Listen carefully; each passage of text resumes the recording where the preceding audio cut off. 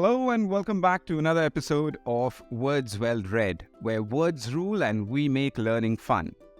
Today, we are going to cover two words that are not only fun to say, but also have a musical quality to them. So let's get started. First up, we have cadence. Cadence.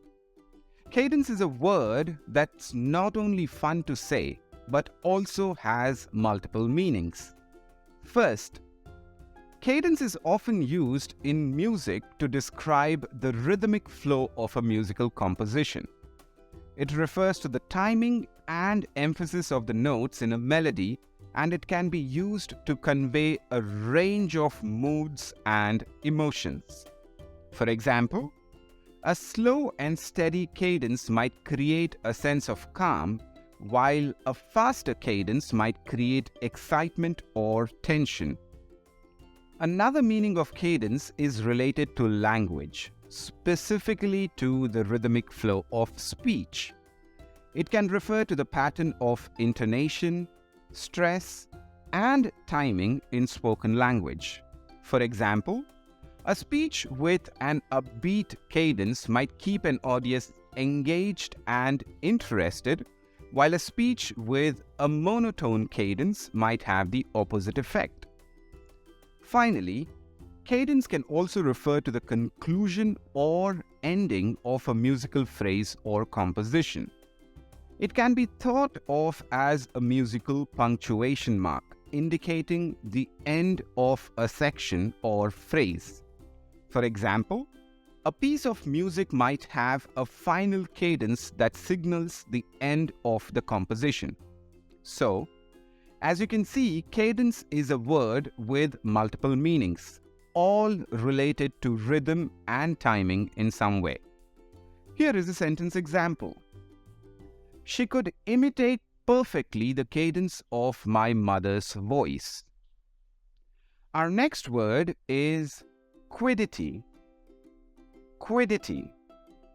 Quiddity is a fancy word, but don't worry, it's not too complicated.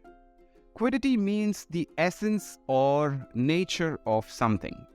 It refers to the qualities or attributes that make something what it is. For example, the quiddity of a book might be its plot, characters, and themes, while the quiddity of a person might be their personality, values, and beliefs.